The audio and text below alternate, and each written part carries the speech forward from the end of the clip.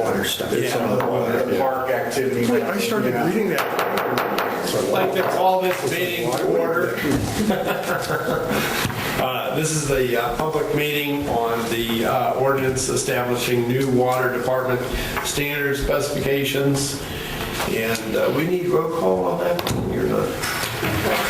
Okay, so let's stand, pledge allegiance, I guess.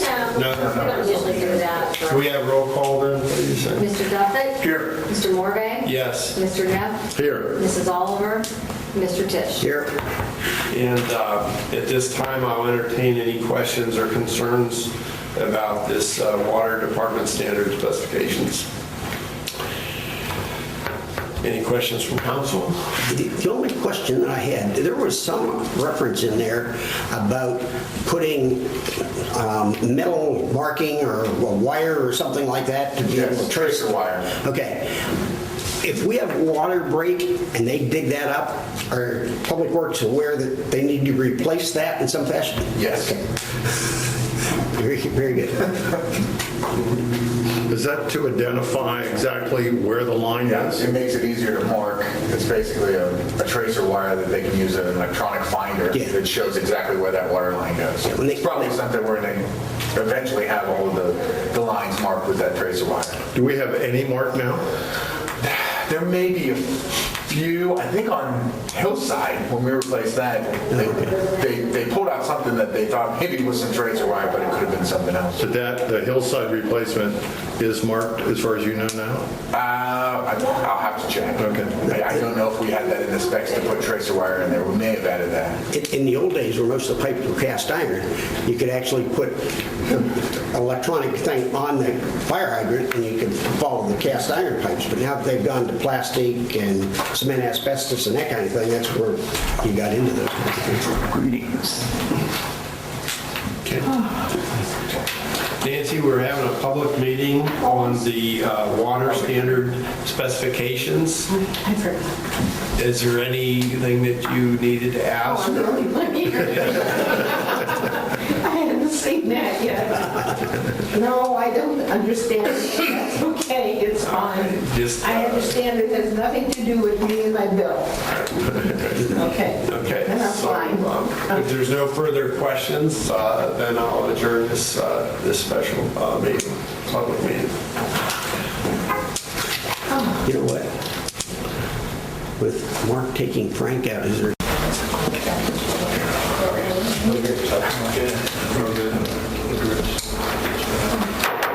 I'll call this caucus to our meeting to order this evening. And we have the agenda in front of us. I asked council to look at it and see if there's any corrections or questions concerning the agenda. We have 8 ordinances. 2 will be first reading only. We have a resolution and 1 motion.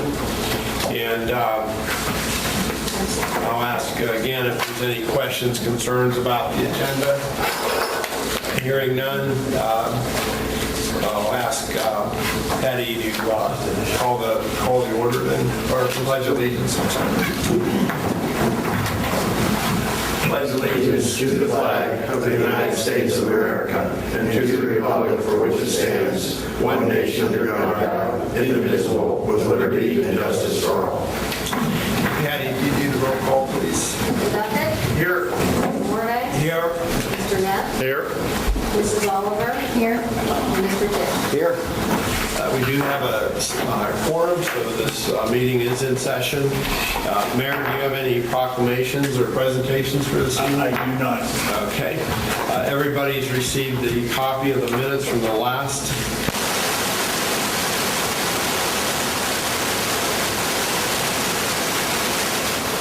With those minutes. Hearing none, they'll stand as presented to us. Reading and communications, and I'll start with Mr. Tisch. I have never seen it. Okay. I have done this enough. Okay, Mayor? Yes, I have 3. Good feedback for the program that we had on the green. A lot of good response from that.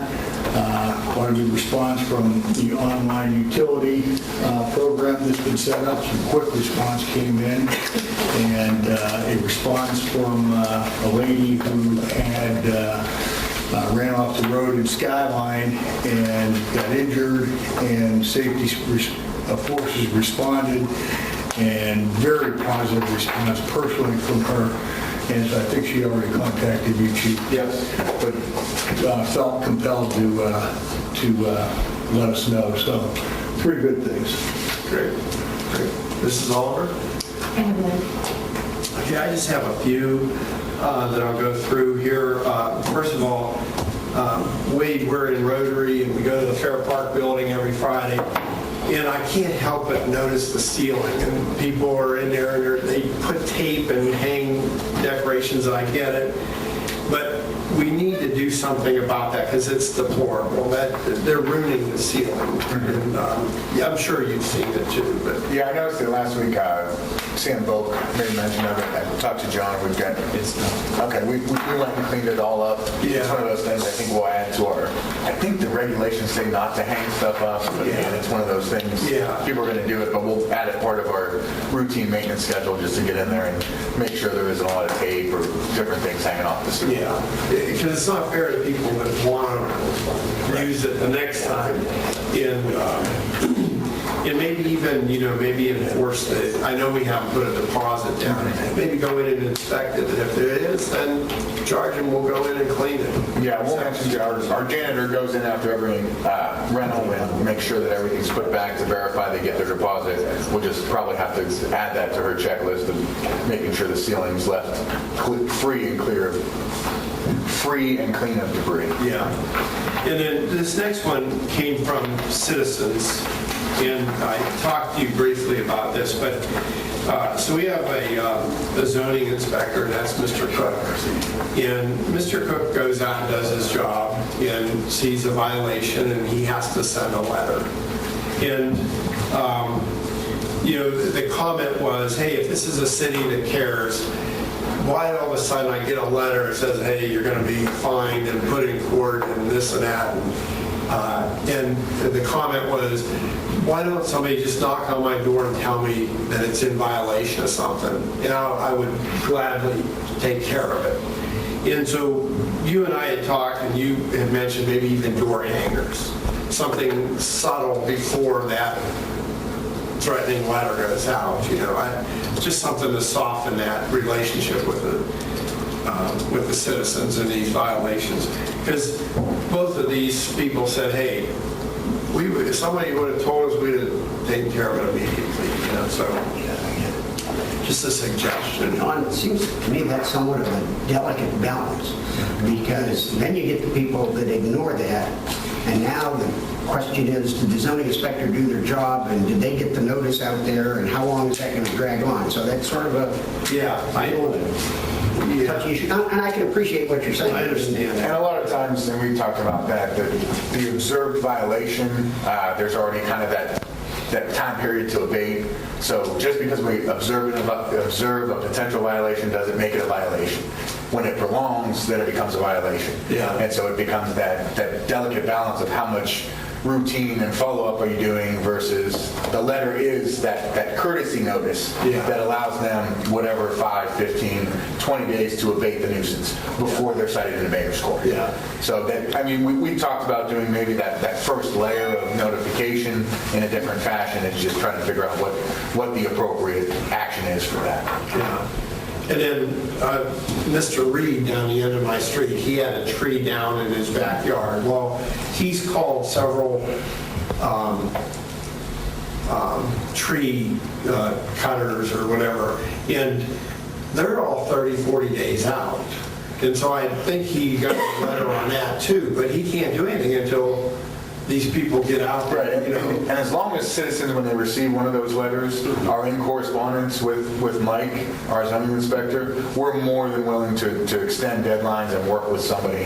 But as Councilmember Tisch mentioned, when people ignore letters, then it becomes, we have to have that enforcement arm in order to enforce compliance or maintain compliance with the ordinance. But what I think the first thing Mike tells people is, when they call, The letter is to get them to call and say, okay, how do we work collectively to abate this nuisance? Because the last thing we want to do is put them in mayor's court. We just want the nuisance abated. Right. We talk about each case every Tuesday morning during our staff meeting. I'd be surprised if a letter goes out that we haven't collectively discussed. Okay. The other thing is, I had two complaints about 224 going up at McDonald's, the turn lane there. It does cause a bottleneck, and I know that's state, and I know there's not a whole lot we can do. But even if we just could eliminate that turn lane there, that you're allowed to turn at McDonald's, would probably alleviate a lot of that congestion up there. But I don't even know if we could do that. Well, so currently it's not technically a turn lane. That's where it goes to 2 lanes. That's part of the focus of the corridor study that MS is doing as part of the comprehensive plan. They've actually had their traffic people take a look at the signalization. It's essentially a 5-point intersection with State Route 11, off-ramp, Fairgrounds Boulevard, and Tallsman. They've put it through their traffic simulations. We're trying to get a sit-down with ODOT to maybe reconfigure some of the lights for that temporary short-term fix. But ultimately, yeah, it's part of that comp plan corridor study is figure out how to alleviate the congestion that bottlenecks when people are making that left-hand turn onto Tallsman. Does that left-hand turn get a signal? No. That would solve the problem. Yeah, that too, yeah. At least it's on Yeah. measure. If somebody's in the left-hand lane and doesn't get through, then that's one thing. But if at least if there was an arrow that let 3 or 4 And that's the cooperation we need with ODOT because all of those lights, Tallsman, and then the cycles at Fairgrounds, State Route 11, off-ramp, and both east and westbound traffic is all coordinated. When those lights were installed, ODOT was pretty insistent on controlling both of those lights to be able to control traffic getting off of Route 11, and that was the primary criteria. So that's something that's going to obviously have to be worked out there. And I just spoke with ODOT out of Akron, the signalization department, for the same complaints, both external and internal. We feel the same way, the police department, the officers do. And they recently just did a reconfiguration of that light. It's like 3-4 months old. I feel like eastbound traffic on 224 doesn't get as much green as westbound does, and that's part of the problem. This stage of the game, they're not willing to readjust that light. I asked them to extend green east, and at this point, they're not willing to do it, but as Wade said, it's part of that corridor study, and it's something that we put our input in significantly, and would help. Yeah, I think both from a congestion and public safety standpoint, it warrants the attention of ODOT kind of looking at it and figuring out a good solution that works for everybody. Mr. Rapp, what went on at the cemetery? What were you guys doing at the cemetery there? Just recently where the straw's at. Yeah. So if you recall, there was a whole bunch of runoff water coming from, it must be a spring or old lines in there. We put a French drain in about 200 feet and ran it down to the storm drain so that it would no longer roll out onto the road, freeze, and then, I think it's actually taken a toll on the blacktop in the cemetery too. So we completed that. And then Barnstone, what were you doing at Barnstone today? Barnstone today, we were... I watched you. Okay, good. We were demoing a hydro excavator, which would be used to jet lines. You can use water to excavate with a giant vacuum around utility lines. It's a lot safer around those. So we're not making huge holes in people's yards when we're digging up and making repairs.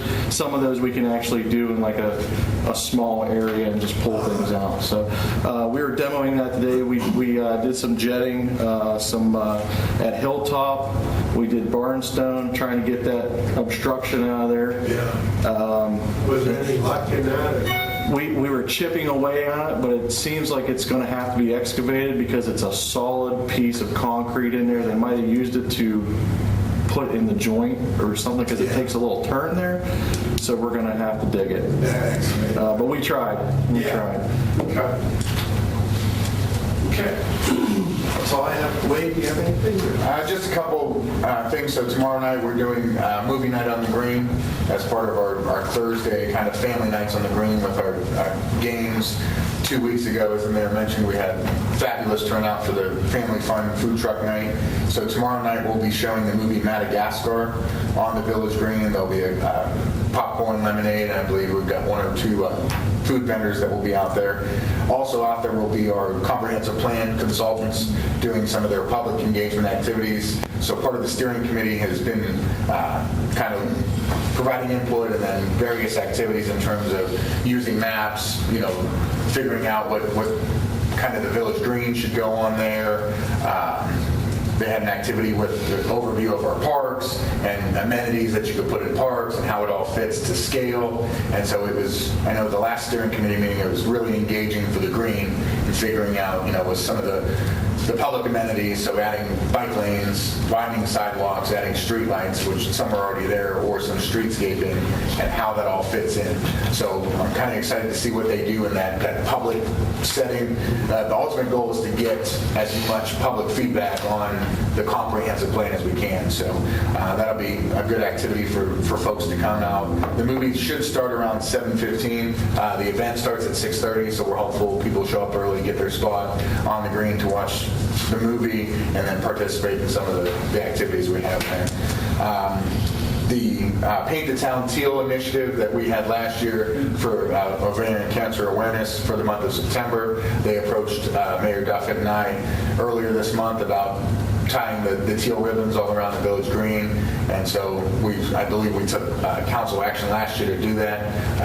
We didn't feel that was necessary this year, so we went ahead and given them the go-ahead to do that. So you'll start seeing teal ribbons go up on the Village Green to raise awareness for the ovarian cancer. And in general, September, I believe, is Cancer Awareness Month for all cancers, but this group is dedicated to ovarian cancer. And then we have our Fall Festival slated for September the 28th.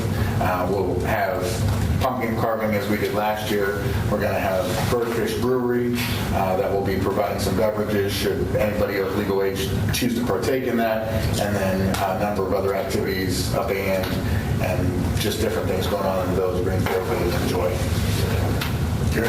Really some real positive comments coming from the stuff that we've been doing on the green. And it's a lot of your effort and Chief's effort, so appreciate that.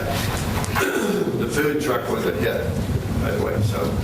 Is there a contingency plan for, I shouldn't even bring this up, for inclement weather? For the Fall Festival? No. For tomorrow, for the movie night? I believe earlier in the year for one of the events we had, the Presbyterian Church offered their facilities. We can definitely reach out. I'll have to talk to Jessica to see if she's asked them for that contingency plan. That's a very good idea. I know we've watched the weather, and it's always that kind of like the Monday night concerts. You kind of watch up until the point where you have to make that critical decision to either stay the course and move outside. But we'll definitely check on that. From what I understand, this is an aside, the Briar Hill Festival on Sunday is quite a nightmare with the storm moving in, and there was no plan, and people were scrambling pretty rough down there, so good idea. Okay. At this time, I'll go to reports of committees, boards, city manager, finance director, chief of police, zoning inspector, and public works superintendent. And I'll start with Mr. Tisch. I did not attend the Parks Board meeting this month, but I think all members of council received a copy of their minutes. I will refer to those as far as the reports concerned. Okay. Mr. Neff? Planning and zoning met, and Did we get minutes out? Yeah. Productive meeting, and we're still working on a few things. So we have 2 items on the agenda that were recommended by the mayor. Exactly. That's all I have. Okay. Mr. Mayor? I have the mayor's report for the month of July. Gross collections, $4,858.05. Total mandatory payouts, $919 for net collections to the city, $3,939.05. Great. Mrs. Allred? I was not able to attend the meeting this month because I was on vacation, but the minutes came out for the design review committee on August 8th. That is sent them out. Thank you. Thank you. I'm on the fire district board, and it's not been finalized yet, but we did have contract negotiations that we've been going through. I think we've reached an agreement, and so that'll be wrapping up. We are planning on a new ladder truck for next year. It'll probably be March or April. But we're looking at specs and building that out. I believe our current truck is over 20 years old, and so there's an equipment fund that we have set up that these vehicles are going to be replaced on a schedule. And this has been in place since Mr. Scabola was on the board. So. And there may be even plans for a new ambulance because we have 3 now, but one we bought early on as like a test project, and so we bought it used. And it's we're starting to put some money into it now on a regular basis for maintenance, and so there may be plans to replace that as well, but that will be next year. And that's all I got for the fire district. Question. Yes, sir. Contract negotiations, is that employee contracts? Yes. And Mr. Cook isn't here, so I'll go to Mr. Rapp. And anything to report? Yeah, we're nearing our completion of the crack sealing. We did Court Street. We're trying to focus on streets that are fairly new, just starting the cracks, and we can preserve those for longer life. We repaired 4 water leaks in the past couple weeks, one at Callahan, one at Blueberry, and 2 on Hood. We have a couple more to go. And we're also continuing our camera work in the sanitary and storm drain lines. We touched on the French drain, the 200 feet in the cemetery that we completed, and we completed that with a demo mini excavator that we got on loan from Southeastern Equipment. That was nice of them to let us do that. And then I wanted to make aware that, September we're going to begin flushing some fire hydrants, and we're going to try to get as many as we can done in the month of September. And then we did some storm drain work over on Fairview. We found a couple areas when we were cameraing that needed addressed right away, and the guys were able to go out there and repair those. When you flush those hydrants, will the fire district be a part of that or not? We're going to make them aware. I know Tony had said in the past that they were doing some, but I would like to see our guys do a little bit more than just flushing. I want, lubricated valves, make sure we can get on those watch valves to control them. Some of them use grease, some of them use oil, and we want to make sure all the threads are in good shape and the caps are all coming off, and we'll grease those up too, so if the fire department does have to use them, they're ready to go. Great. John, question. In the areas that you're going to be flushing, are we going to have some sort of a notice on the website or something like that, so we don't get somebody that turns on their washing machine and to find that the water's been turned up? And Yeah, I was going to speak to Wade about that. Yeah, we can definitely coordinate schedules and get those communications out. That's probably the biggest complaint I ever had on flushing any place I went. Sure. Wade? So as you noticed, Mike Cook, our zoning inspector, is out, and so is Christine Click, my finance director, so I've got their 2 reports and then mine. So we'll start with finance director. The audit is finished. The management letter and recommendations was sent out internally and then shared with council. The audit is still at the draft portion, so it's not a public record yet. It will be sent to the auditor of the state to review and approve, and will be published for the public in September.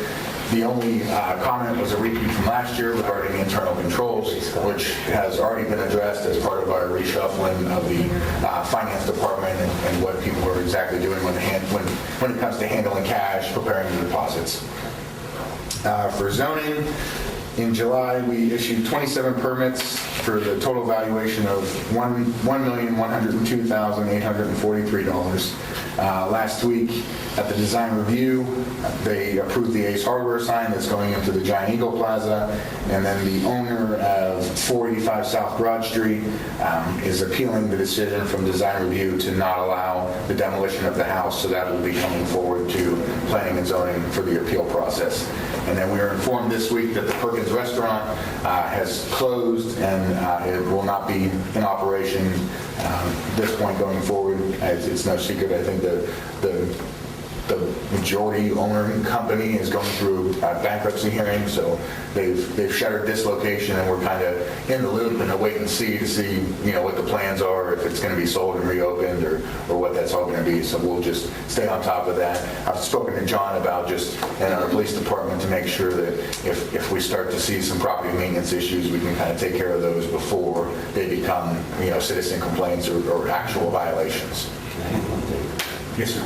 And we have been listed as a creditor on their bankruptcy petition, so we received the notice of creditors. They've listed us as a creditor for our utility service, et cetera, so we're in a good place with the filing. And then Mike wanted me to remind everybody about the placement of political signs. They should be behind a sidewalk, or if there is no sidewalk, 15 feet from the edge of the road. We'll probably see a lot of those start popping up this year for everybody that's running for city council, as well as whatever school board or township elections. I believe there's a few going on this fall. For the city manager, so our street resurfacing program will begin on September 3rd. We're in close communications with American Contracting on getting a final schedule of streets and weeks and days so that we can communicate that with public safety, the schools.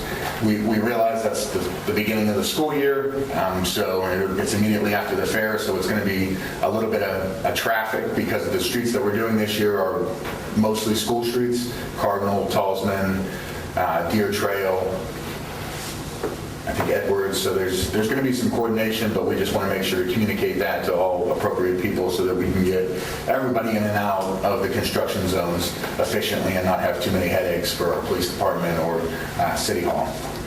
We've got the Jade Circle Stormwater Project that was awarded actually on the agenda tonight to be awarded. We've already had the pre-construction meeting with utility contracting on that, pending the approval of the ordinance this evening and the contract to be able to get that started. Should only be about a week and a half, 2-week project, so once they get in, they'll be able to finish up and not impact too much. It's kind of away from any sort of heavy traffic area, so there shouldn't be any issues there. Internally, we're going to be doing a Hilltop storm sewer project with a lot of the other things that we had going on. We've got all the materials sitting out at Hilltop, and now it's just getting it scheduled for the work. We're set to submit our 2020 OPWC applications. So we've got 4 projects that we're moving forward with, which would be our resurfacing program for next year, the Bradford Briarcliff drainage study and proposed improvements to mitigate the flooding. And then we've got Bradford water line that I think we're going to go forward and try to replace next year. So we're trying to get some offsetting either grant assistance or zero interest loans from OPWC on that. And then we've got a slip lining project that we're going to try to do with some of our sanitary sewer pipes that are receiving infiltration from some of the camera work we've done. We've been able to notate some infiltration either from groundwater or just some breakdown of those lines. So we're going to try to go after any and all available grant funds. We had the first submission of the hazard mitigation funds, which is a FEMA grant funding program for the same project, Bradford Briarcliff drainage. That initial application was denied. Those mitigation funds were a result of the February floods in the state of Ohio. There was $6 million available statewide. They had $16 million in requests. Ours was not one of the ones that were granted for requests in that round of hazard mitigation funds. They opened up a second round of hazard mitigation funds as a result of the May 28th storms that predominantly impacted Mahoning County.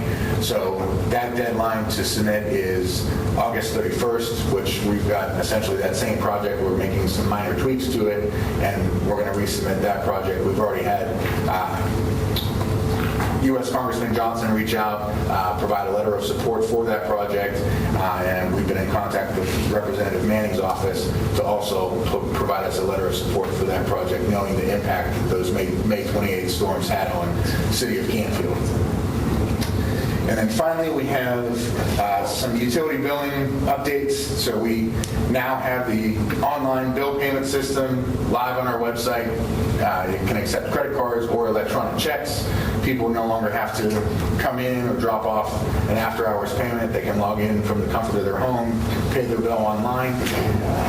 That's the two pieces of information that's needed for that is your account number and your service location. So once you register the account, you can log in and pay your bill. It's through a third-party payment portal, so it's linked through our city website. It's going to take you to a third party to process that payment. When you use credit cards, there are fees that apply. It varies depending on what type of credit card you're using. The electronic check option is free to use. So that's just one other thing that we want to offer the public in terms of, utilizing our website and the advancement of technology and the convenience of, if the bill's due that day and you're not able to get to City Hall, definitely you can log in from your computer or even a smartphone nowadays and pay your water bill online.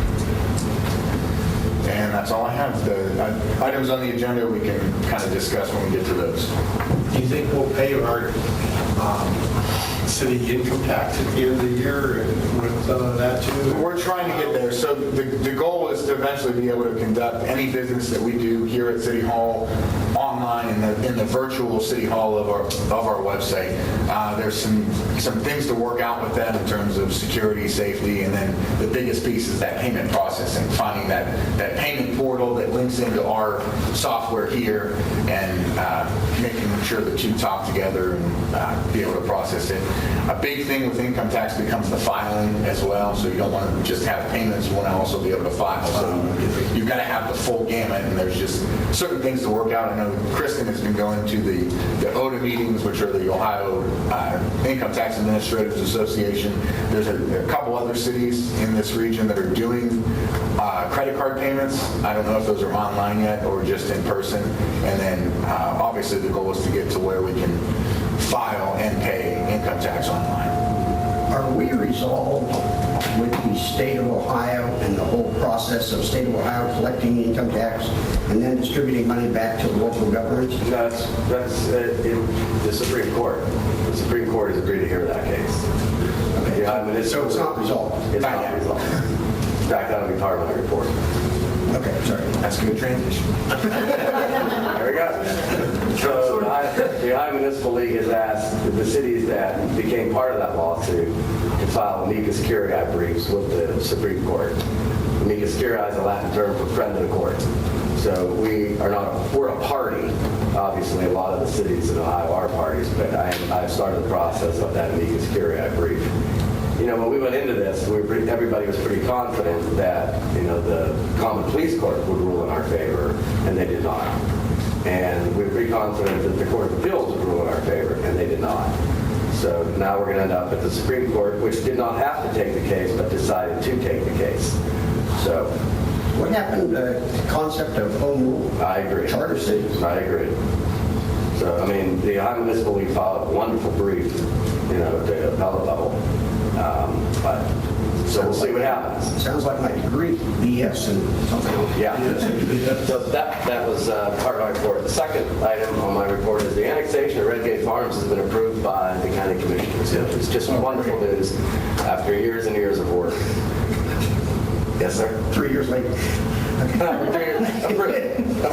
Approved amicably Right. with the township, on board. That's the way to get it done, I think. So we're happy about that. The Ohio legislature, speaking of the legislature, really pulled a hell of a thing with the hemp. If you follow that, hemp is now legal in the state of Ohio. You can grow it, you can possess it, you can use it for whatever you want to do. The distinction between hemp and marijuana is a pretty thin edge. Hemp does not contain a lot of THC. It contains 0.03 or less % of THC, which is the high, the psychotic part of marijuana. So we're trying to figure out how we're going to handle that. Chief's on top of it. Josh Wells and I met on Monday after Mayor's Court talked about it. There's issues surrounding stops using the K9 units. A lot of issues involved with what the legislature did, so we're going to work our way through that. How does that work with our legislation that we got on? Marijuana? Yeah. Well, I'll just tell you a scenario, and you could kind of, as an example of where we're at with this, or where everybody in the state of Ohio is at with this. So if I pull you over, I'm an officer, and I pull you over, and my K9 hits on something, I ask you if you have hemp. You say you do, and you show me some hemp, we're done. That's it. The major cities in the state of Ohio, Columbus, Cincinnati, and Cleveland, have now decided they're not going to enforce marijuana laws at a misdemeanor level. That's not what we want to do. Obviously, we talked about that as one option, is no longer enforce our marijuana laws. The major cities have decided not to, they're not going to enforce the marijuana laws and on a misdemeanor level because of this. It's really tough to distinguish between hemp and marijuana, and if we arrest somebody on a marijuana charge, if the hemp or marijuana has to be sent to a lab, we need that evidence. It's a $150 fine, and the testing right now would cost $450. So everybody's kind of saying, what'd you do to us? Yeah. And we're going to react to it. So, The Attorney General's kind of went on record to say that he's going to try to find a cheaper solution for testing. We went out and got 3 prices, and anywhere from $550 to $450. So a lot of it's going to come down to interrogation. I don't want to throw all of our throw everything out there that we can and can't do, expose our full football field, so to speak. But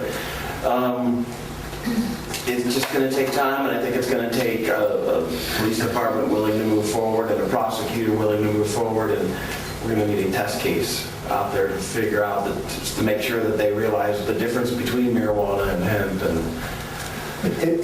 In that arena, aren't we then opening ourselves up to a heck of a large lawsuit at some point if we choose the wrong case? And Actually, this it's agribusiness. I mean, the legislation intent was jobs, and hemp is an agribusiness as they see it. You know, it's used for rope and other things, and farmers want to grow it. Doesn't get you high. The problem is, you can't tell the difference between that and marijuana without a $500 test.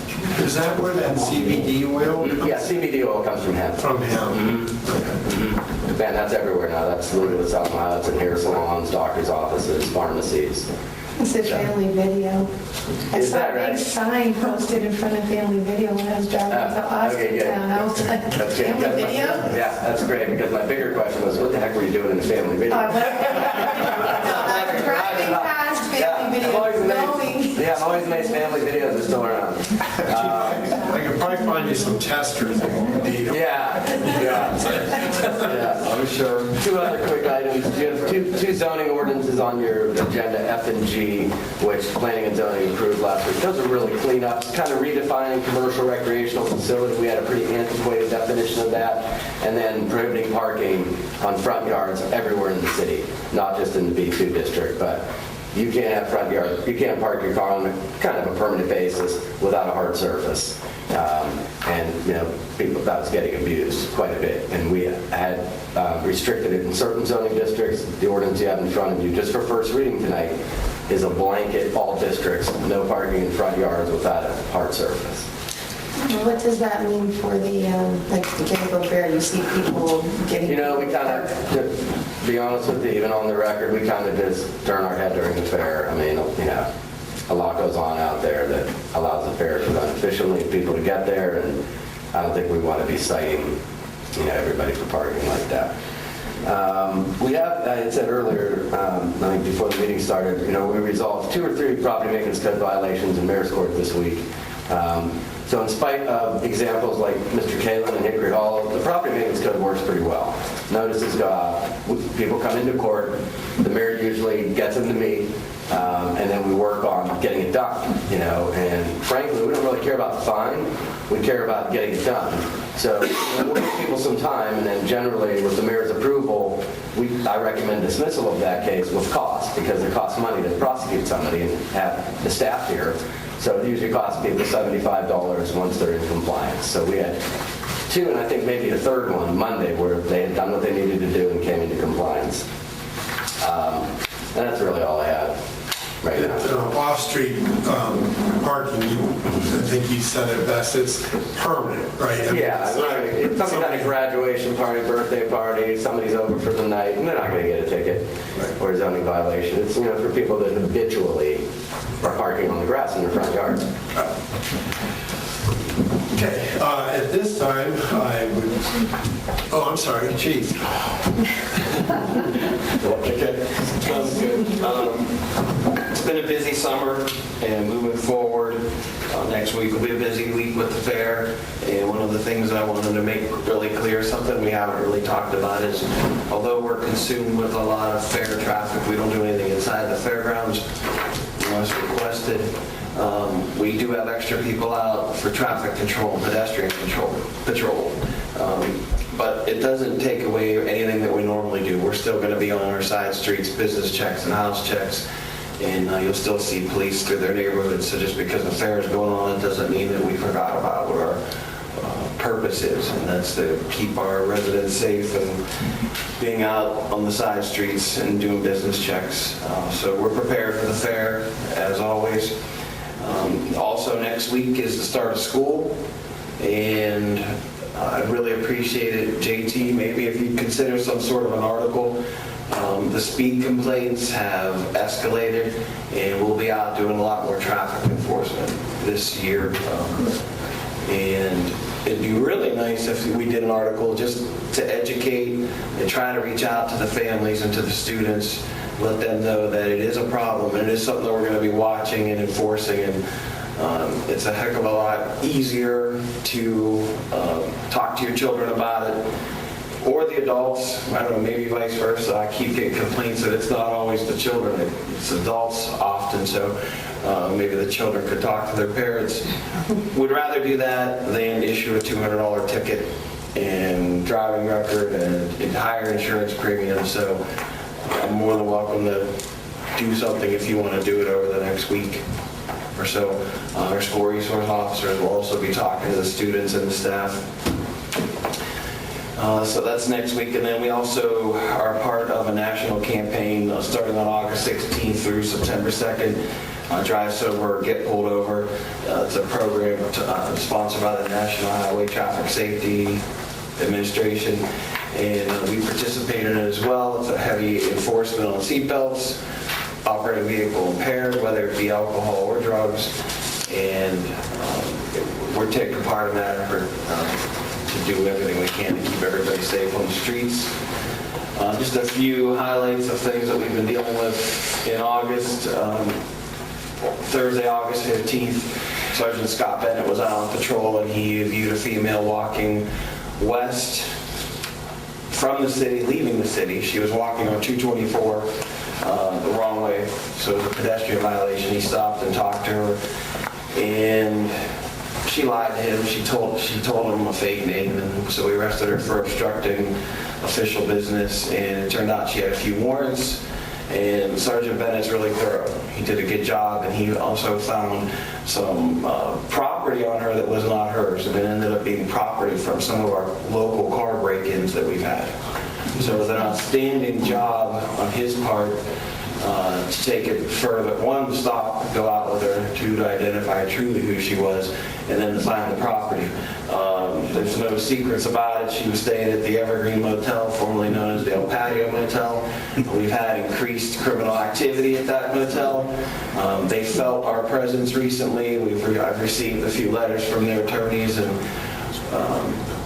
trying to defuse the situation, but we'll do everything we can to enforce our ordinance. We have an ordinance that restricts their operation, which they are in violation of. So Attorney Fortunato, acting as our solicitor, and myself and our detectives will be meeting with them.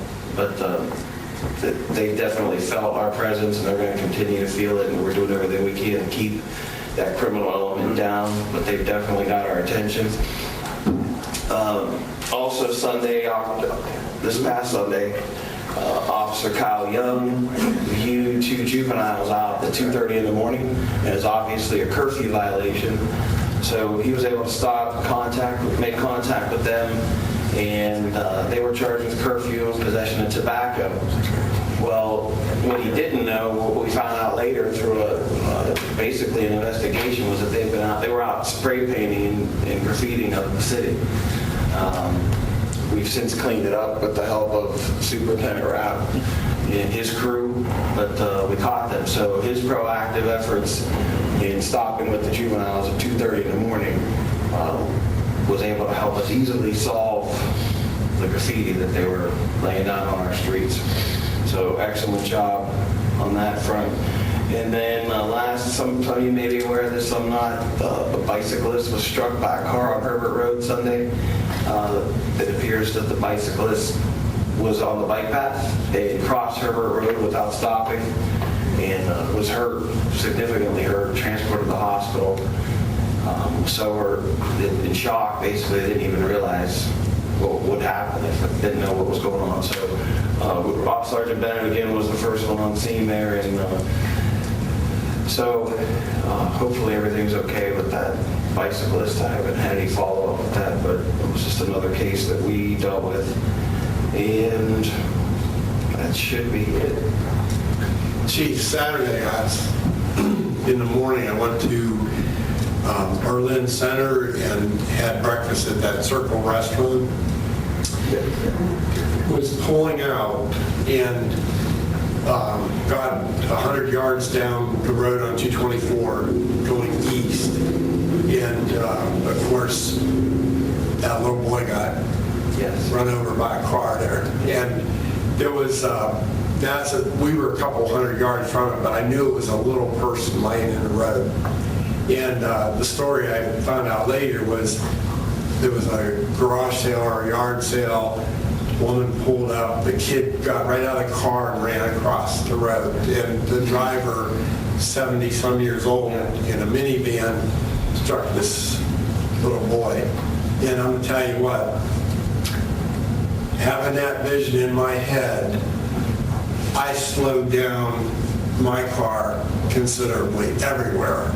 I mean, because that is something that I prayed and prayed and prayed all day, Saturday and Sunday, and then I found out that he did die, you know, but that will slow you down. And if, you know, tragic thing to see, but if I can relate that story to enough people and they slow down just a little bit, maybe, you know, because kids are going to be kids, and adults do stupid stuff too, go across the bike path without stopping, you know. So we got to be aware we're in a vehicle that is a weapon, you know. So so hopefully everybody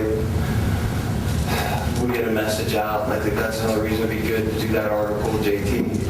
And, so we had an officer write a citation on Callahan last week for speeding, and it was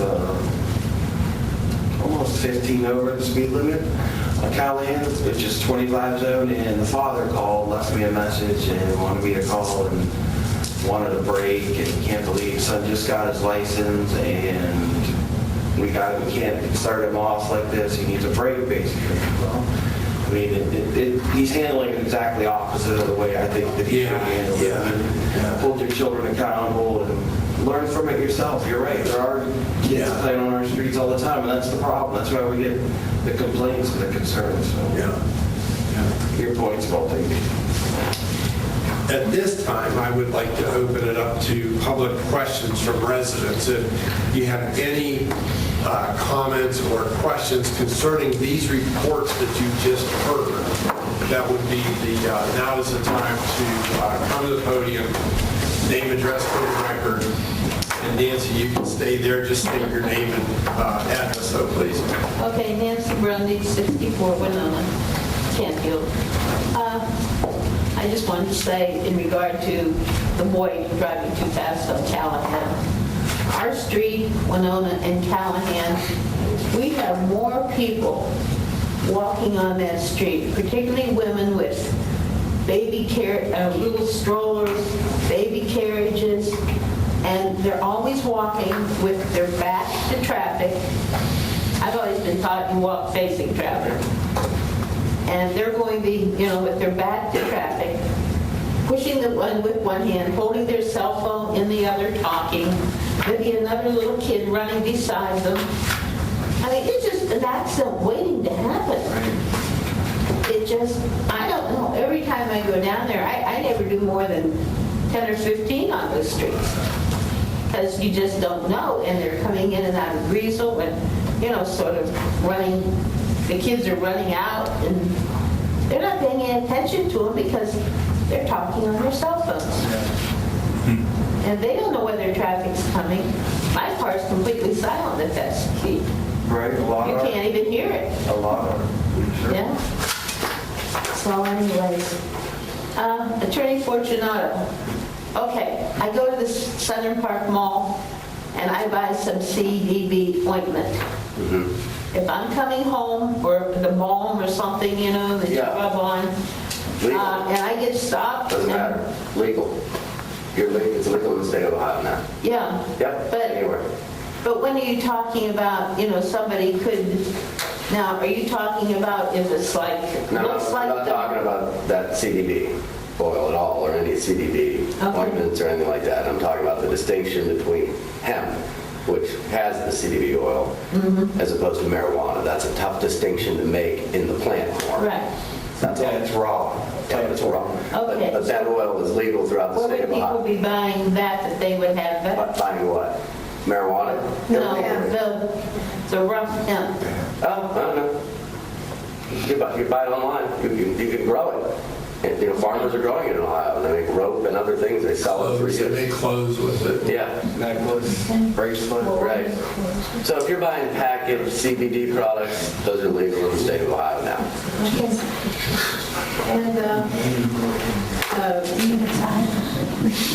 one other thing, regarding the city ambulance and fire department, Not a city. kudos that Yeah. joint fire district, I'm sorry. I just think of them as ours. They are. Joint fire district, kudos to them. We had a little accident at our house, and they came, and they had to take my husband by ambulance to the hospital. And they were so wonderful, and when I got there, they were still there, and they told me, that they may have to do something, that I didn't want to hear, and anyways, he's okay. But they are so professional, but also so friendly and calm you down. Yeah. Because was probably a nervous wreck by that time. I'll pass it on. Thank you. Please do. I will. I'll pass it on. Is there any other comments? Catherine? And if you would, please keep it 3 minutes. 3 minutes. Oh, I'm sorry. Oh, that's okay. Catherine Young, 570 Bartlett Drive. So it's illegal to walk against the traffic, is that Yeah, you have to walk with the traffic? against traffic. Against, Yes. okay, just to clarify, okay.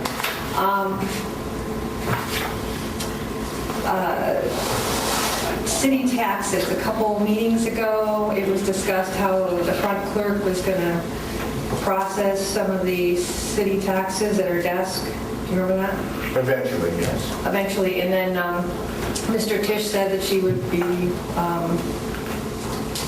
there was something you mentioned about swearing in, privacy or whatever, and then I thought about it after we left, that her office is so open that it would be kind of a violation of privacy if she was processing income taxes, because I've gone in there on many occasions where there's people standing behind her looking to see who's coming in, and she could have tax returns up on her screen.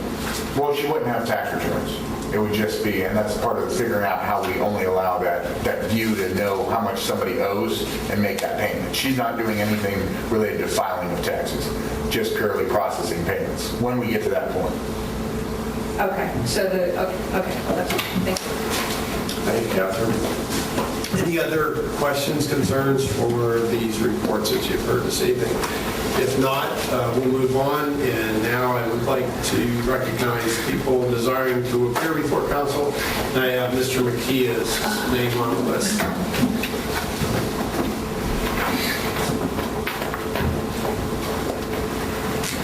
Good evening, Frank McKay of 220 Glenview. I've written down some thoughts in regards to flooding, and I'd like to read some of these to you. This is not a new issue in the city. It's been going on for many years with little or no resolution. It's been said these are 100-year events. In the last 5 or 8 years, I've seen 2 or 3 such events. The reason does not hold water. Flooding does not do much for real estate values or the image of Canfield.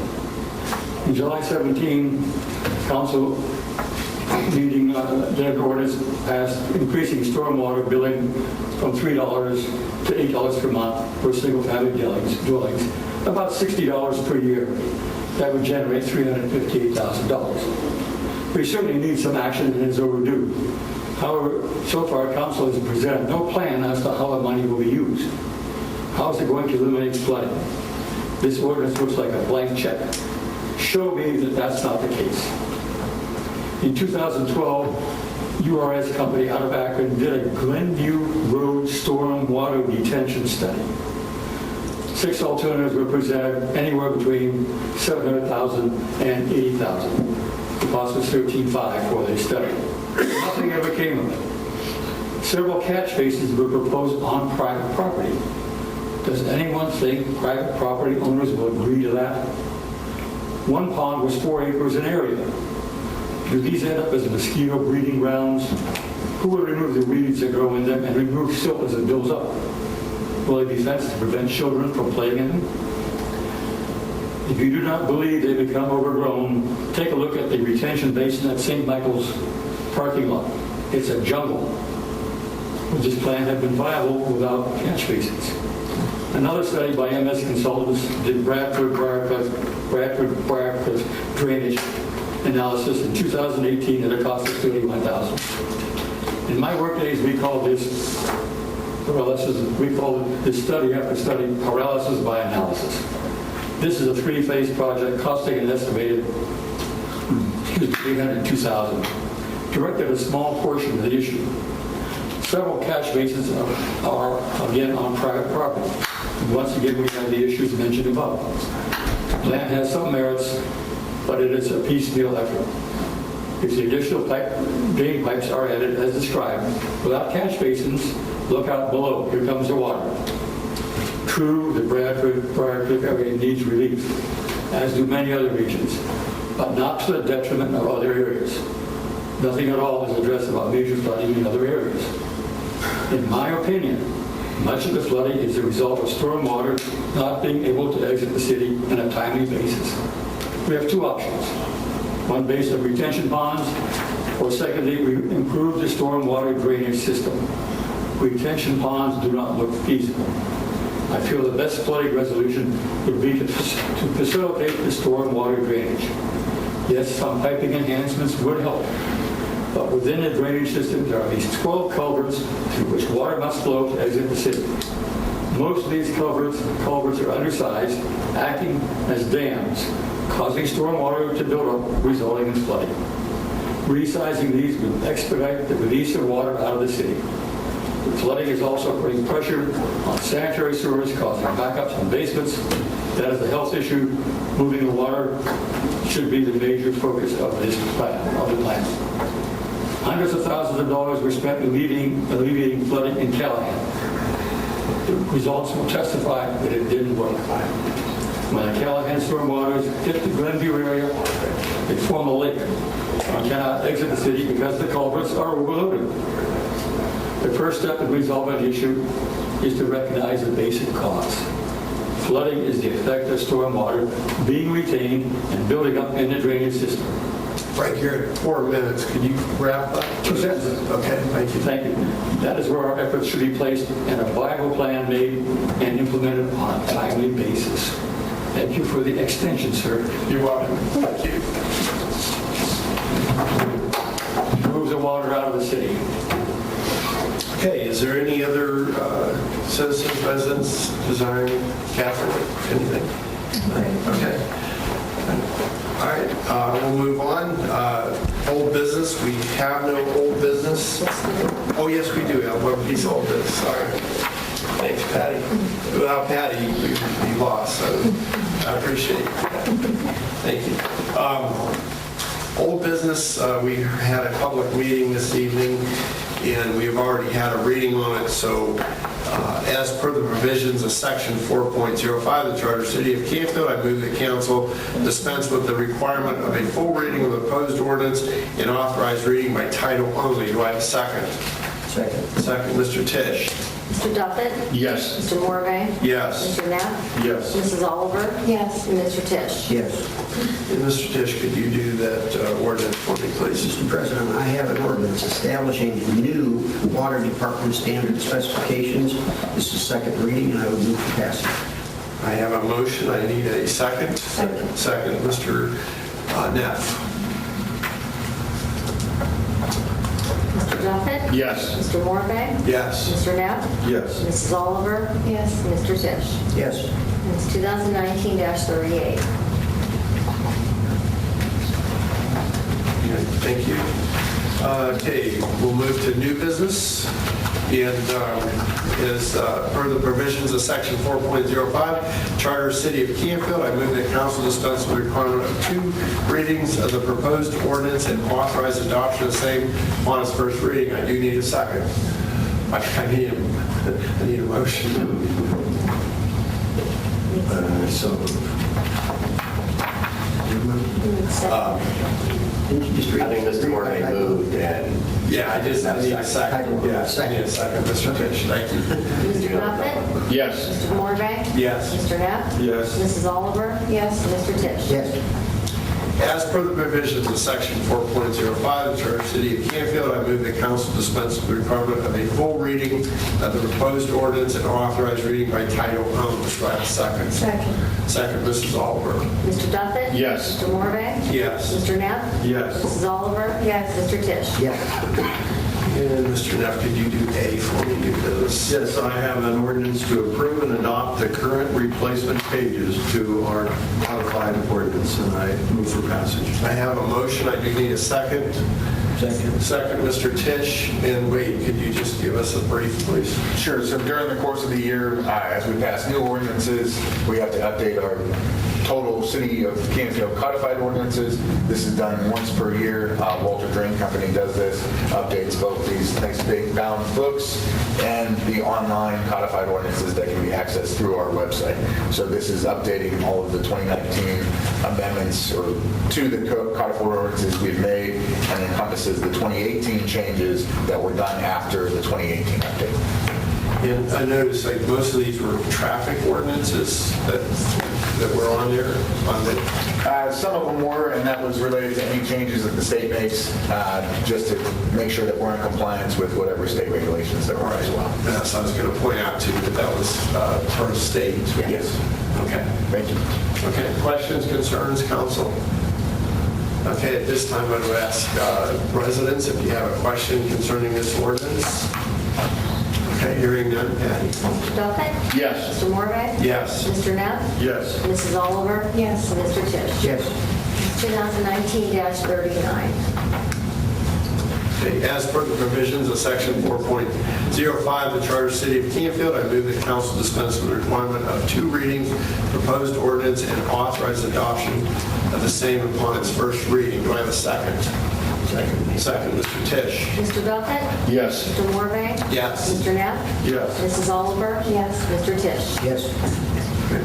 As per the provisions of section 4.05 Charter City of Canfield, I move that council dispense with the requirement of a full reading of the proposed ordinance and authorize reading by title only. Do I have a second? Second. Second, Mrs. Oliver. Mr. Duffett? Yes. Mr. Morvay? Yes. Mr. Knapp? Yes. Mrs. Oliver? Yes. And Mr. Tisch? Yes. And Mrs. Oliver, could you do B for me, please? Mr. President, I have an ordinance authorizing the city manager to enter into a contract to replace a section of storm sewer on Jade Circle and declaring an emergency, and we move for passage. Okay, I have a motion. I do need a second. Second. Second, Mr. Neff.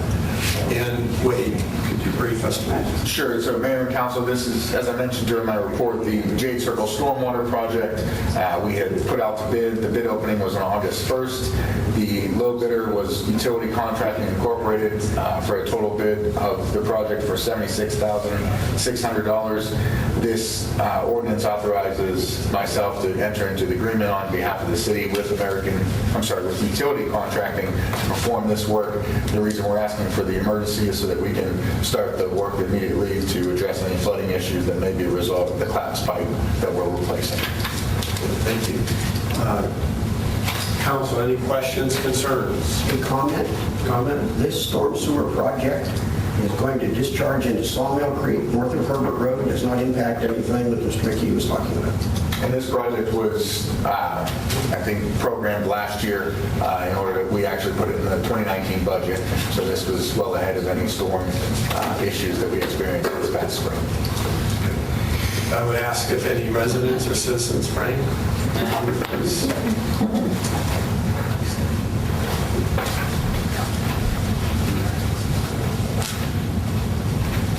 Frank McKee, 220 Glenview. What fund is the $76,000 coming out of? I believe it's stormwater maintenance. You've heard of Wade on that. That'd be correct. It comes out of stormwater maintenance. That's Is correct. that correct? There's like $300,000 in there or something like that. I don't know the exact figure. Christine's done. Okay. So that's money which we have accumulated for such events. Yes. Yes. I'm glad you heard a lot was going north of Burbridge. Thank you.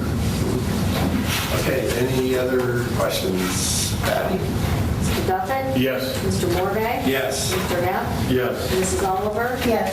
Mr. Tisch? Yes. It's 2019-40. Thank you. As per the provisions of Section 4.05 Charter of the City of Canfield, I move the council dispense with the requirement of 2 readings of the proposed ordinance and authorize adoption upon its first reading. I have a second. Second, Mrs. Oliver. Mr. Duffett? Yes. Mr. Morvay? Yes. Mr. Neff? Yes. Mrs. Oliver? Yes. And Mr. Tisch? Yes. As per the provisions of Section 4.05 Charter of the City of Canfield, I move the council dispense with the requirement of a full reading of the proposed ordinance and authorized reading by title only. Do I have a second? Second. Second, Mr. Tisch. Mr. Duffett? Yes. Mr. Morvay? Yes. Mr. Neff? Yes. Mrs. Oliver? Yes. And Mr. Tisch? Yes. Mayor, could you do C for me, please? Yes. Mr. President, I have an ordinance declaring surplus property and authorizing its disposal. I move for passage. Okay, I have a motion. I do need a second. Second. Second, Mrs. Oliver. Wade, could you just brief us, please? So time to time, once certain vehicles or equipment become past their useful life or are no longer used by the city, per Ohio Revised Code, we have to go through certain declaring it surplus and then authorizing its disposal. In this case, it is a 1987 Ford E350 one-ton van, or commonly referred to as our bucket truck. This was a piece of equipment that we replaced as part of the 2018 budget. There was a lead time on the new bucket truck, which we just received, I believe, in June, and so now we can take the old bucket truck out of commission, authorize it as surplus, and dispose of it. We will be sending it to auction.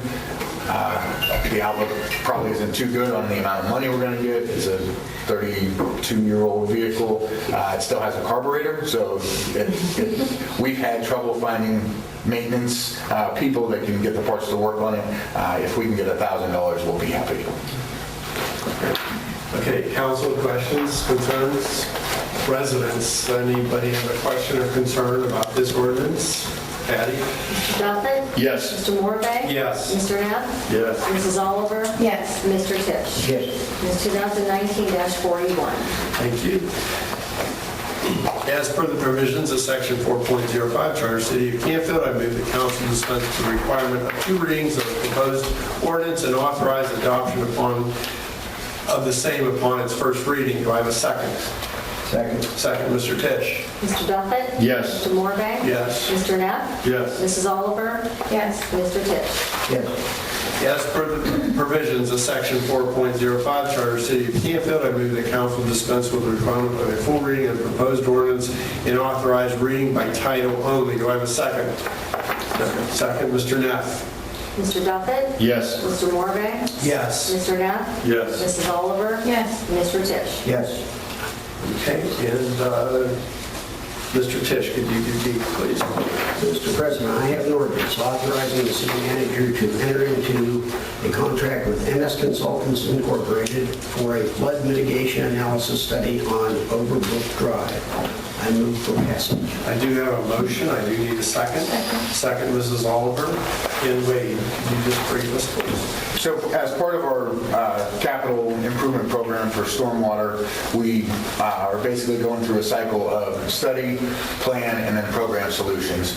As a result of the May 28th floods, numerous residents along Overbrook, I believe Southview and Northview Drives, brought to our attention the amount of flooding that goes through the stormwater pipe that runs behind the properties of Overbrook Drive from Brook Park to Garwood. So this, we know, we walked it, John, myself, and our city engineers, there are improvements needed. We have to replace that pipe. However, we want to make sure whatever program solution we provide, we first study the impacts of Sawmill Creek. That pipe drains once it crosses Garwood into a larger pipe that feeds into the drainage channel that's part of the Bradford Briarcliff drainage study. So in order to program the appropriate solution, we prefer to have that study and analysis and the hydraulic modeling, which the incremental approach that we're taking is all of the stormwater improvements that we're going to propose over the next 3 to 5 years will be studied first and eventually build a comprehensive hydraulic model of storm rain events in the city of Canfield. And this is a piece of that, which, again, we've identified areas of the city as a result of the torrential rains we've had through the spring that are problem areas that we need to prioritize first. Thank you. Will part of this study may include looking at whether or not the 36-inch pipe at the north end of the system closer to Garwood is large enough, number one, to handle any flow coming down there? Yes. And then also the stormwater pipe crossing under Glenview at St. Michael's Church, that it is adequate to handle whatever additional flow goes into that. So this one is not looking that far down over to Glenview. Okay. This is primarily concerned with the Overbrook Drive from Brook Park to Garwood and then where it drains into that Sawmill Creek drainage channel. Okay. Questions, council, any other questions, council concerns? At this time, residents, Frank, please.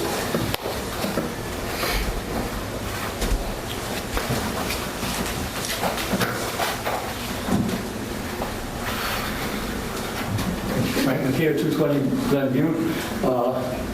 Again, it looks like we're sort of piecemealing this big problem, but this water is going to hit that one culvert under Glenview, and it's going to overload it, and it's going to impact people on Garwood. So I think we're going to be careful of what we do in regard to its impact in other areas. Thank you, Frank. Any other questions, concerns? Hearing none. Patty? Mr. Duffett? Yes. Mr. Morvay? Yes. Mr. Neff? Yes. Mrs. Oliver? Yes. Mr. Tisch? Yes. It's 2019-42.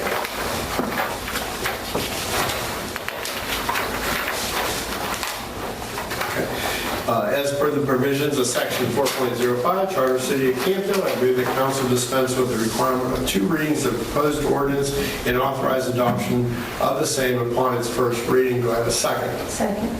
Second, Mrs. Oliver. Mr. Duffett? Yes. Mr. Morvay? Yes. Mr. Neff? Yes. Mrs. Oliver? Yes. Mr. Tisch? Yes. As per the provisions of Section 4.05 Charter City of Canfield, I move that council dispense with the requirement of a full reading of the proposed ordinance and authorized reading by title only. Do I have a second? Second. Second, Mr. Tisch. Mr. Duffett? Yes. Mr. Morvay? Yes. Mr. Neff? Yes. Mrs. Oliver? Yes. Mr. Tisch? Yes. And Mr. Neff, could you do E, please? Yes, Mr. President, an ordinance authorizing the city manager to enter into a contract with MS Consultants, Inc. for a flood mitigation analysis study on Hood Drive and Fairview Avenue, and we move for passage. I do have a motion. I need a second. Second. Second, Mrs. Oliver. And Wade, could you brief us on this, please? Sure. Along the same lines as the last item, another study that must be conducted predominantly in the area of 224 south to incorporate Hood, Fairview Avenue, all the way to Indian Lake. Again, to assess, analyze current piping sizes, and then plug it into the hydraulic model in order to see the proposed solutions, rain events, and what the appropriate upsizing or adding additional catch basins, figuring out which way waters are flowing, and program the appropriate solution. Good question. Is this going to extend down what would be Maple Street Extension as it goes behind East Main Street Cemetery and into Park Royal Apartments? Or Yes. Not Park Royal. Yes. Very good. Thank you. At this time, I would ask if there's any other questions from council, residents, citizens, any questions, concerns? Okay. Okay, hearing none, Pat? Mr. Duffett? Yes. Mr. Morvay? Yes. Mr. Neff? Yes. Mrs. Oliver? Yes. Mr. Tisch? Yes. 2019-43. Okay, the next two ordinances will be first reading, constitute first reading, so Mrs. Oliver, you'll do F, and Mary, you'll do G, and just indicate that this constitutes first reading. And so as per the, and we'll set a public hearing for these two ordinances, and so we'll do that as well. As per the provisions of Section 4.05 Charter of the City of Canfield, I move that council dispense with the requirement of a full reading of the proposed ordinance and authorized reading by title only. Do I have a second? Second. Second, Mr. Tisch. Mr. Duffett? Yes. Mr. Morvay? Yes. Mr. Neff? Yes. Mrs. Oliver? Yes. Mr. Tisch? Yes. And Mrs. Oliver.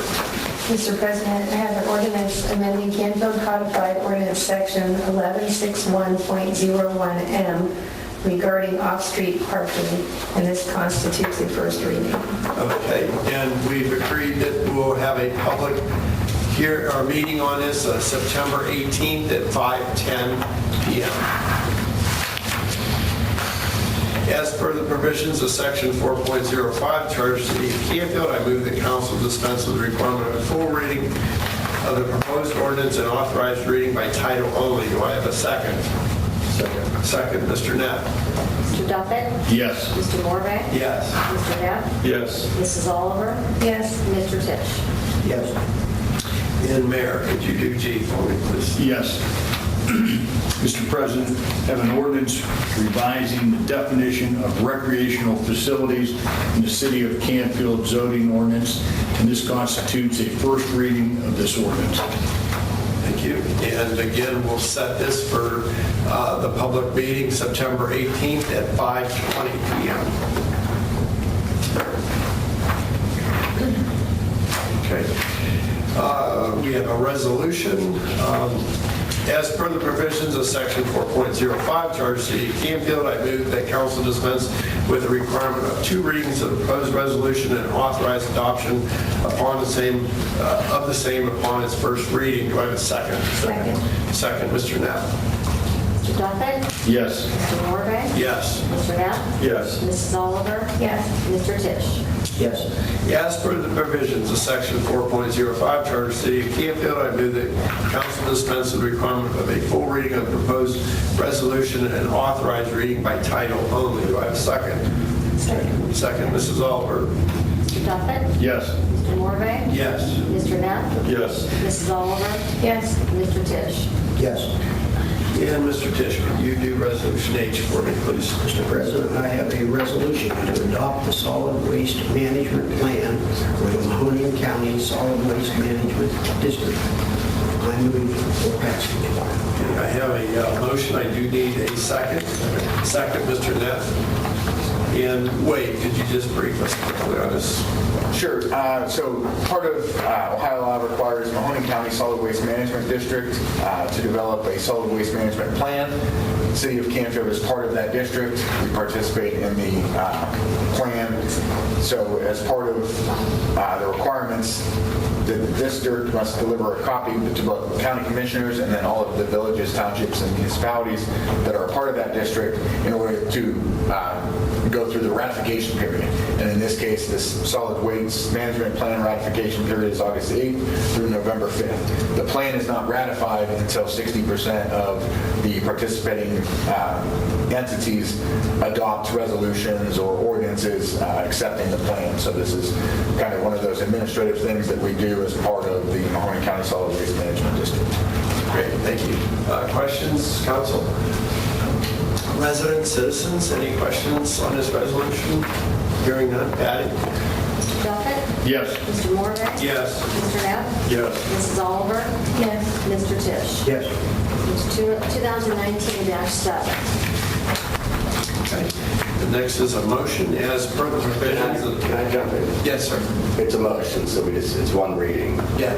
But first, I'm going to recast the motion, because unfortunately, I didn't notice this until now. Really, we simply need a motion authorizing the city manager to apply for an F1 or F2 permit for the Fall Fest on September 28th. Instead of what you have in front of you. What you have in front of you is what we did last year, authorizing the city manager to obtain these as subsequently authorized by council each time.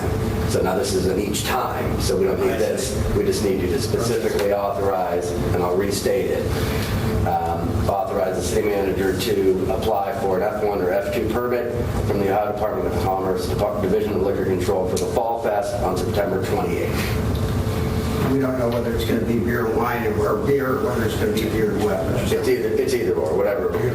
You've done this in the past, kind of generally, and we said we come to you every time, and we're talking about changing that as well. But tonight, all we need is your authorization of that specific event. So, Is there one that we could do that's general? yeah, well, I think what we're going to do, we've just talked about it, and I wasn't sure, if you were comfortable with just saying, hey, city manager, Wade, whenever you want to get a F1 or F2 permit for an event, go ahead. Or do you want us to come back every time? And sometimes the window's too tight because, especially in the summertime, if we wanted to have an event or decided to have beer at an event, we don't have council meeting scheduled. So one of the approaches we came up with was maybe have some legislation for you to say that would grant the city manager the right to obtain up to 5 F1 permits each year. I think that's a good Something like idea, that. especially the summer here. Yeah.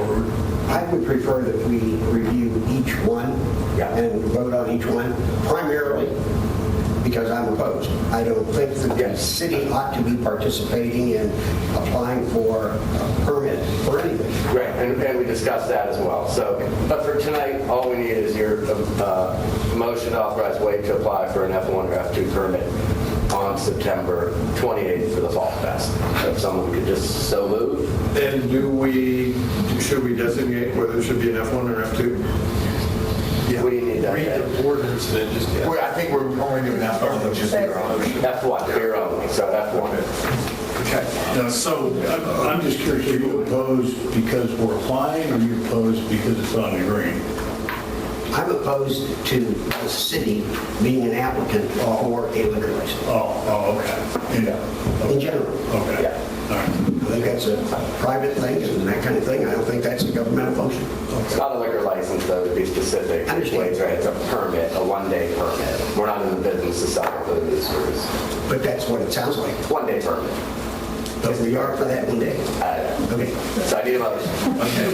As per the provisions of section 4.05 Charter of the City of Canfield, I move that council dispense with the requirement of a full reading of the proposed motion and authorize reading by title only. Do I have a second? Second. Second, Mrs. Oliver. Mr. Duffett? Yes. Mr. Morve? Yes. Mr. Neff? Yes. Mrs. Oliver? Yes. And Mr. Tisch? Yes. And Mr. Neff, could you do that? Mr. President, I have a motion to authorize the city manager to apply for an F1 permit from the Ohio Department of Commerce, Division of Labor Liquor Control for the Fall Fest, September 28th. Perfect. We move for passage. Perfect. Okay, I have a motion. I do need a second. Second. Second, Mrs. Oliver. And questions, concerns? I have a question. Yes, ma'am. So it's beer because it's a fall fest, it's not beer and wine, you're changing it, it's not... No, so the major, I guess, consideration on the F permit, so it goes to the Division of Liquor Control. They review the permit administratively, and then they cross-reference against the County Board of Elections. So one of the things, wherever you're applying for that F1 or F2, that district already has to have one of those permanent permits or liquor license already in place. So if we wanted to apply for beer and wine, depending on what area we're proposing that activity take place, if there's no wine permit that's been issued in that precinct, we cannot sell wine. So in this case, much like last year where we're proposing having the event, the district that it's in or precinct is only for beer consumption. Okay. Thank you for clarifying. Where is the Big business, big district, Giant Eagle. Wait a minute. The different precincts? This is it's a precinct by precinct decision. To authorize a liquor license is a precinct by precinct decision. Mm-hmm. The Village Green is not in the same precinct as Giant Eagle. Where else is there where else is... There it is my point, that we can't apply for it. We can. We got it granted last year. It's the Board of Elections determines the precinct, I guess, validity of beer being My next available. question is that you can't issue a liquor license. You can't issue a liquor license in close proximity to a church, schools, or libraries. Listen, the Ohio Department of Liquor Control knows where this was. They know, we don't decide whether we get the permit. This is authorizing a way to apply.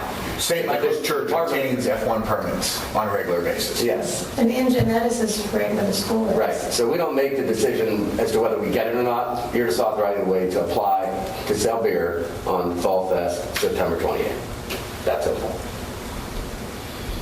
And Understand, disagree. Chief Colucci, as I understand, we didn't have any issues with that last year. I heard that there weren't any. No, there were no alcohol related, there was no criminal activity whatsoever. Thank you. Would ask residents, citizens, they have a question, concern about this motion? Hearing none, Patty? Mr. Duffin? Yes. Mr. Morvay? Yes. Mr. Neff? Yes. Mrs. Oliver? Yes. Mr. Tisch? No. 2019-13. Thank you. At this time, entertain comments from council, and I'll start with Mr. Tisch. I think I'm ready to comment. To add on to that, there is an issue, one of my passions is the downtown green development.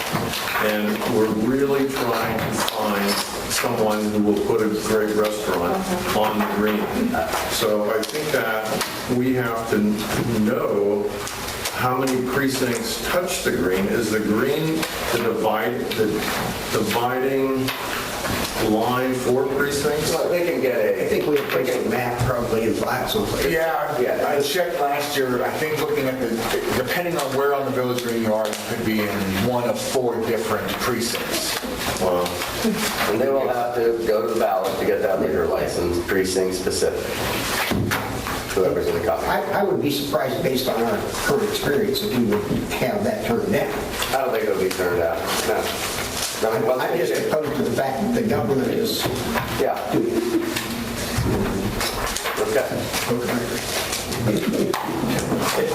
And the other comment is about what the change that we're going to be having the public hearing on. We're changing it to drop commercial recreational facility, just recreational. Yeah, if you look at the definition and the way it worked in the ordinance, it just didn't work well. It was an old definition, and it was referenced wrong in the footnote, so we're just really cleaning it up and adding a more modern list of items that would count as commercial recreational facilities. Yeah, so it doesn't eliminate the definition, Not at all. it modifies the definition. I would say it expands it, to be honest with you. All right, thank you. Comment, Mayor? I have none. Any comments? Mrs. Oliver? I would just like to say thank you for coming out. And summer is almost over already. I feel like it just went by and unfortunately. That would be nice. Take us through all the way to the end of October and I'll take it. Once again, we have the Canfield Fair coming up next week. And as a member of the fire district, Mr. Chief Tish, when he was here, and Chief, his goal was everyone comes here, has a good time, and goes home safe and well. And that's carried on through the fire district. And so you'll see our guys out there. We have a lot of the law enforcement out there too, but we have all the fire districts around that help us. And so far, knock on wood, we've had an impeccable record of safety, and that's kind of be proud of that we can have this event and everybody can go home safe. Just be aware of your surroundings because there are more people in this town.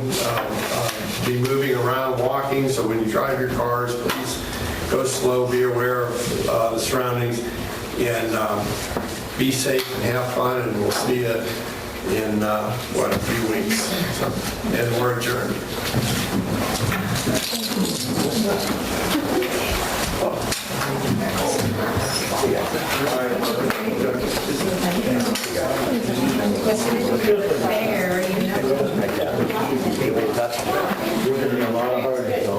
I appreciate it. We work together.